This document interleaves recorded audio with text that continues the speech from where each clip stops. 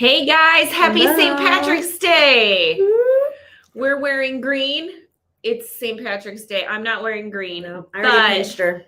the Bulldogs are playing. So go Bulldogs. As you guys know, I work for Drake in the College of Pharmacy. So big supporter of their basketball game in March Madness today.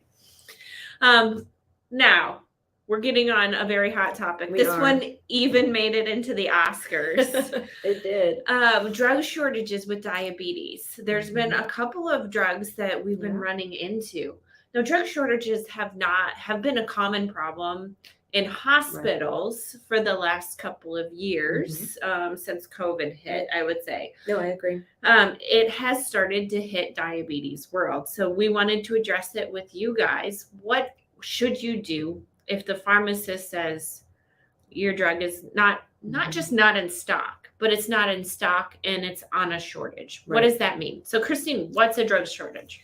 Essentially, there's not enough of the medication. So let's say we're going to be talking about our GLPs today. You're on, an Ozempic or a Trulicity or Mounjaro, and you go to try to get a certain dose of that, and that medication is not available. There could be a shortage of manufacturing across the country.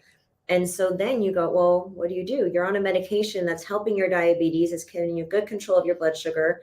You don't want to stop that medication. You don't want to necessarily swap to a different medication because that's effective for you. So I've been getting a lot of phone calls this past couple months. I think it hit us in November, right? Where we were just trying to get these patients on the medicines that they needed and navigate this entire shortage. So one, GLP-1s, we've got Ozempic, we've got Trulicity, and not a GLP-1, but a cousin to them, GLP-1 GIP called our Mounjaro. Another great drug. It's these three drugs that it's hitting. Why is it hitting us? Well, they're getting more and more popular is one of the main reasons. Some of them are also being used a little bit off-label for obesity because they are effective in that as well. And so I think when that happened, it became a shortage. There was not enough made for the huge demand.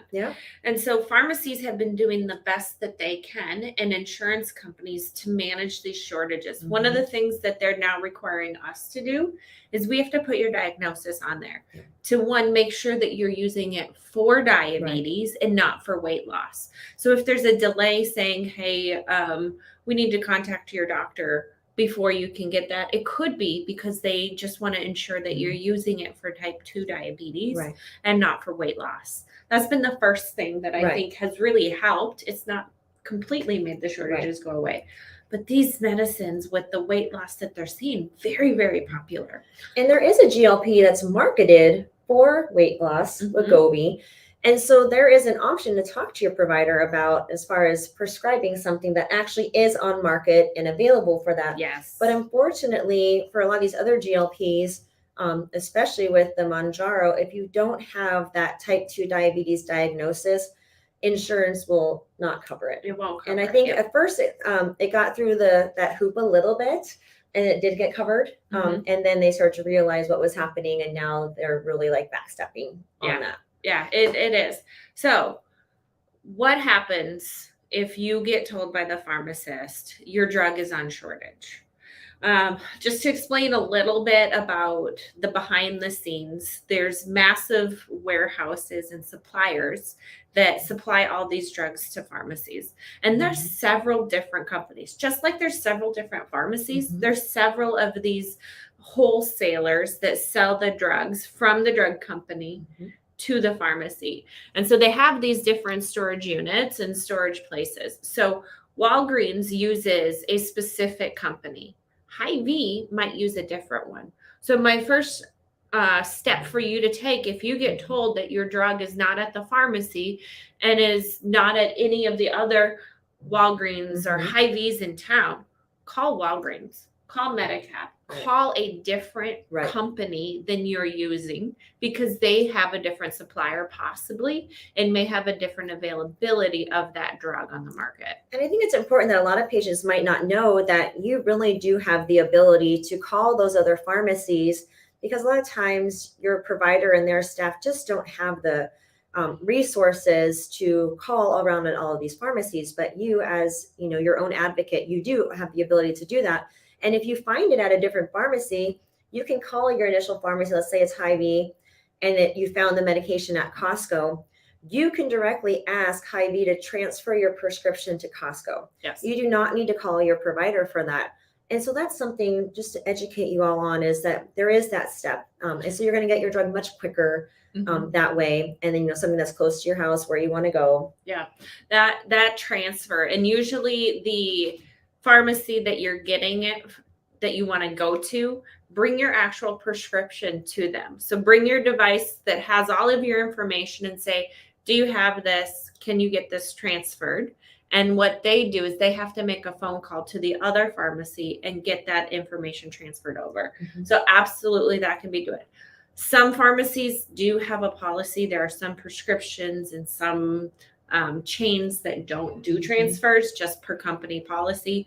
But if you've got one that does, it knocks out a huge step, because oftentimes you could be delayed at the provider's office for 2 to 3 days. So you can take that delay out and take it into your hands. And that's another good point, is sometimes you can request your refill at least a few days early or a week or so before they're due.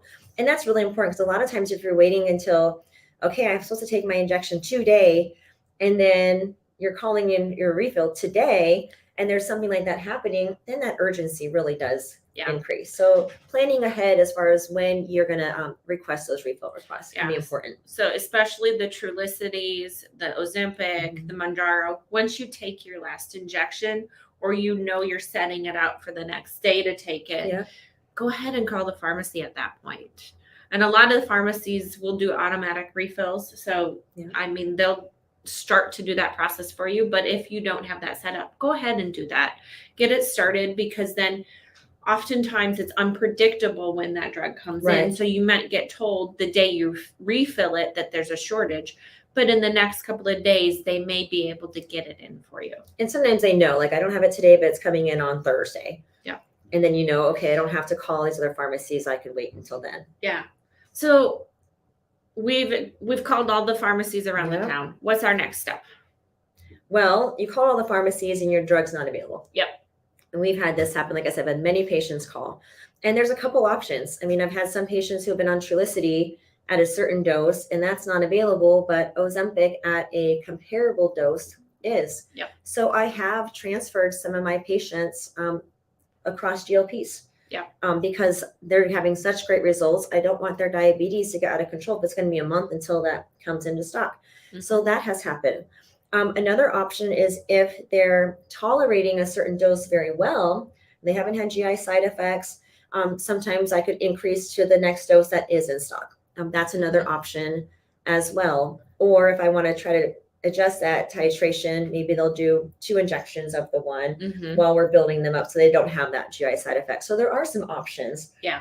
There's also an oral GLP, Rybelsus, that is also can be used. So if none of the injections are available, that is an option as well. And I think we have used this drug shortage on a PA in order to get it covered. Correct. And that we've gotten a few of those come through. So oftentimes insurance companies will only have Ozempic or Trulicity on their formulary. But if we say we can't get that dose, that has gone through. Right. Our other thing that we have done, not ideal in any means, not ideal, is lower the dose. You talked about increasing it. We've actually lowered the dose, because sometimes it's the higher doses that we can't get. So Trulicity's got a 3 and a 4.5. I can get sometimes the 3s or the 1.5s for patients much easier. They've been around longer. There's not stockpiles, but they've been manufactured and there's more of them available. So I think that in those cases, I'd rather have somebody on that lower dose than be on nothing at all. Exactly. And so that's where, after you've taken that initial step of calling around to all the pharmacies, then reaching out to the provider saying, I've called all the pharmacies. Can you call in this lower dose for me? I know this pharmacy has that dose. And the goal is for that to be temporary, right? Mm-hmm. And that's what we've seen. This drug shortage is already starting to improve. They're getting more of these GLPs in stock. Yeah. So really, it's a short-term solution until you get back to that more effective dose. And obviously, if you're lowering the dose, there may be a slight increase in blood sugar. So then also re-emphasizing, which is true with any diabetes program, but the importance of lifestyle modifications, of some of those resistance exercises, maybe some smaller meals throughout the day that have the doing protein. Some of the food swaps. Yes, doing some of these food swaps. Maybe some of the movement Mondays. Can definitely be helpful. And these are things that are going to help anyway. But you just have to be more cognizant of, I am lowering this dose, so my blood sugars might start creeping up a little bit. Yeah, absolutely. And, after doing that homework, your provider is going to be able to respond faster, do a lot of these other steps for you really quick. So these are just tips to help advocate for yourself a little bit through these super tough situations. Correct. And if you have any questions or concerns about this that we didn't answer, please comment below. We look at these after the fact and love to answer your questions. Or if you had any suggestions that you felt worked for you or that you discovered along this journey and you dealt with this drug shortage, please share those as well. Awesome. Thanks, guys. Happy Bye, guys. St. Patrick's Day and go Bulldogs.